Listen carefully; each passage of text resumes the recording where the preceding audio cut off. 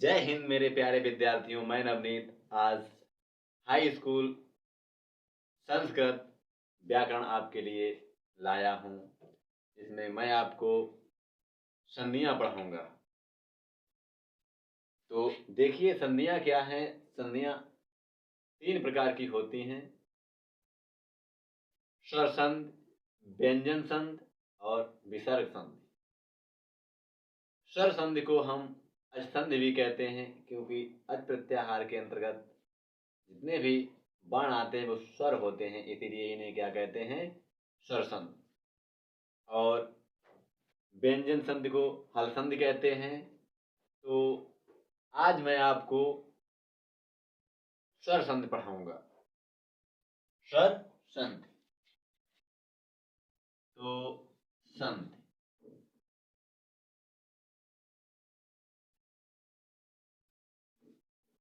संधि क्या बच्चों, संधि। अच्छा, आप कहोगे कि सर आप कौन संधि पढ़ाओगे, तो मैं आज आपको स्वर संधि पढ़ाऊंगा। कौन सी? स्वर संधि। स्वर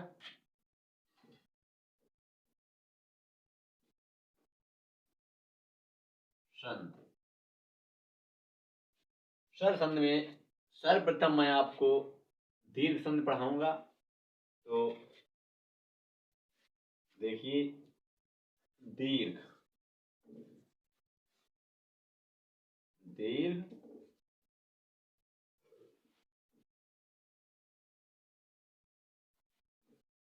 संधि।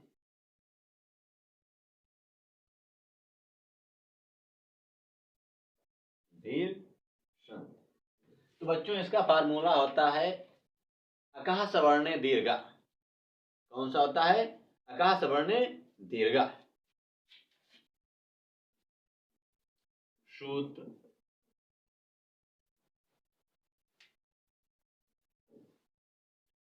अकः सवर्णे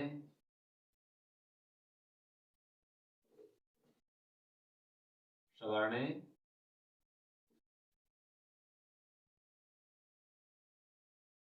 दीर्घः दीर्घः। तो बच्चों अकः सवर्णे दीर्घा का मतलब है कि अक प्रत्याहार के अंतर्गत वर्णों के परे परे अर्थात बाद में जब कोई समान, सवर्ण मतलब समान वर्ण आता है तो उसका क्या हो जाता है? दीर्घ हो जाता है। क्या होता है? दीर्घ। तो अब आपके मन में एक प्रश्न ये उठेगा कि अकः अर्थात प्रत्याहार क्या होता है। तो देखिए, अक प्रत्याहार, अक प्रत्याहार। देखिए इसमें स, आ, ई, उ, ऋ, आ, ई, उण और ऋ, री और का। देखिए बच्चों, जो ये अंत्यम वर्ण जो हलंत्यम होता है इसकी काउंटिंग नहीं होती है, ये नहीं लिखा जाता है। तो इसे क्या करते हैं, हम मिटा देते हैं।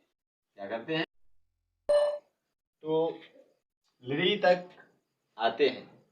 और बच्चों ध्यान देने वाली बात यह है कि जो लिरी होती है इसका कोई दीर्घ नहीं होता है, इसीलिए आज तक हमें इसका कोई दीर्घ संधि में उदाहरण नहीं मिला है। नहीं मिला है। तो देखिए इन 4 पर हम उदाहरण देखते हैं। तो सर्वप्रथम आ का उदाहरण देखते हैं। उदाहरण उदाहरण देखिए, जैसे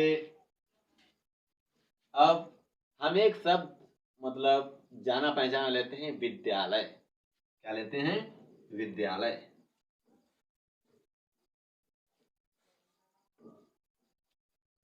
विद्यालय। देखिए इसकी संधि विच्छेद जब हम करेंगे तो विद्याधन आलय होगा।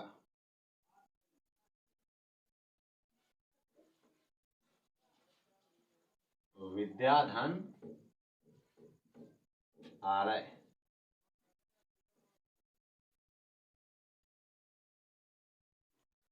विद्याधन आलय। अब देखिए क्या होता है, देखिए इसमें बच्चों दिखाई देता होगा कि विद्या, इसमें बड़ा आ और इधर बड़ा आ लगा हुआ है, तो हम कुछ देर के लिए इस द्या से हम आ निकाल लेते हैं।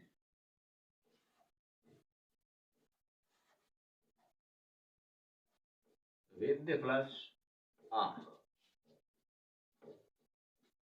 और लय।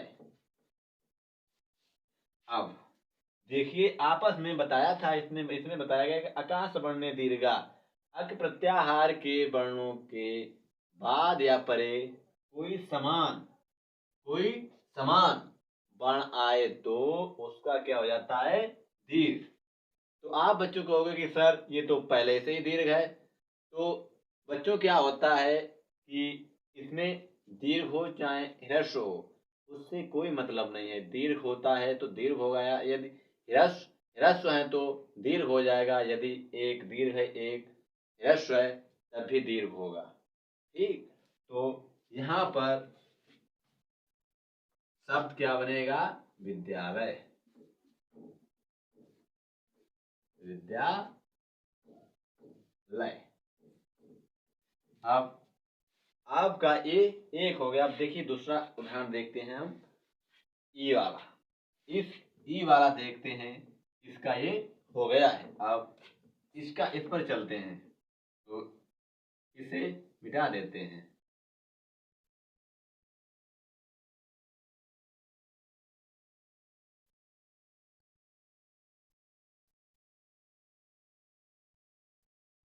बच्चों ध्यान से पढ़ना। कहते हो कि आता नहीं, संध्या आती नहीं है, समझ में नहीं आती है। क्यों नहीं आएगी? जब पढ़ोगे तो आएगी।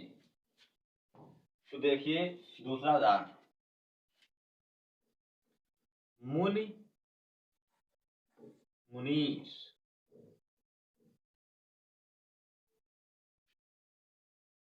मुनीष।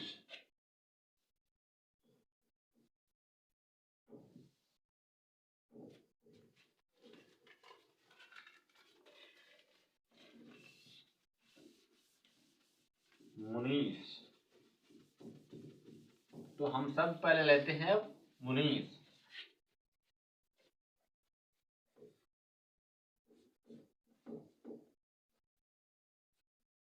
मुनीष।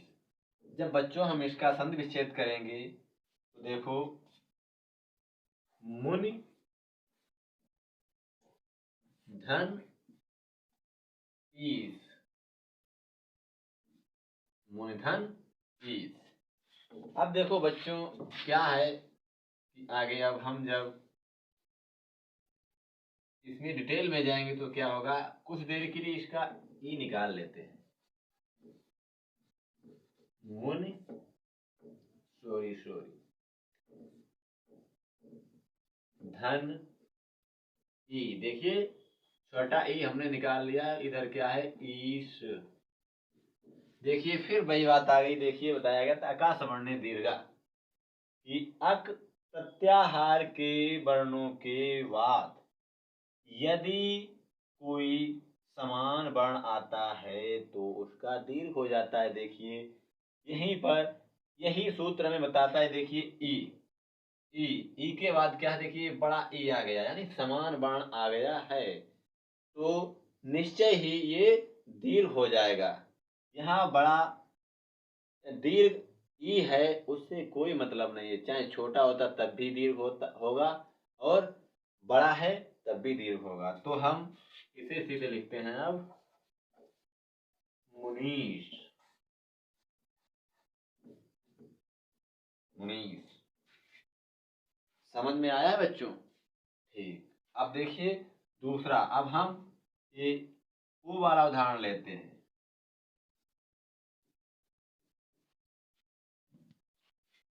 अब देखिए हम लेते हैं ऊ उदाहरण, ऊ वाला। देखिए शब्द एक है शुक, शुक।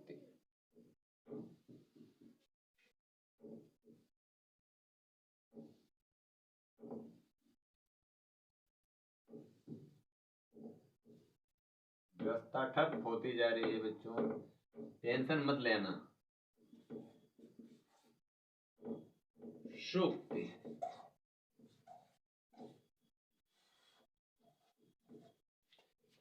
शुक्त। सर क्लैरिटी आ रही है सर? हाँ तो देखिए जब इसका हम संधि विच्छेद करेंगे तो क्या होगा, शु प्लस उक्ति।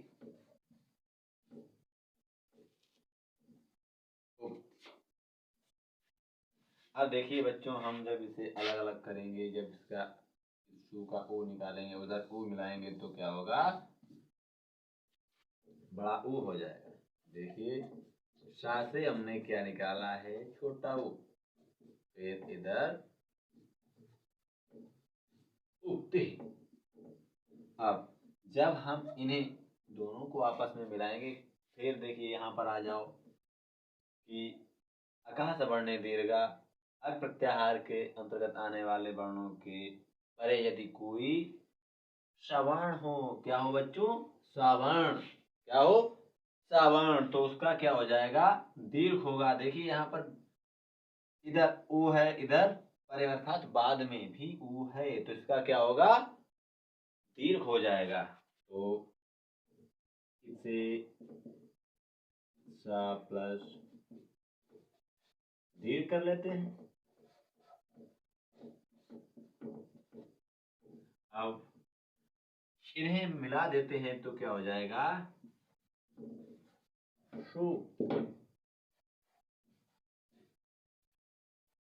सुक्त बन गया। अब देखिए एक रह गया है, वो भी मैं आपको यहाँ पर करा देता हूँ, री का, क्योंकि री का मैंने बताया यहाँ पर कोई री का कोई दीर्घ होता नहीं है, इसलिए मैं आपको बताता हूँ केवल री। देखिए इसका एक उदाहरण होता है, मात्र धन ऋणम,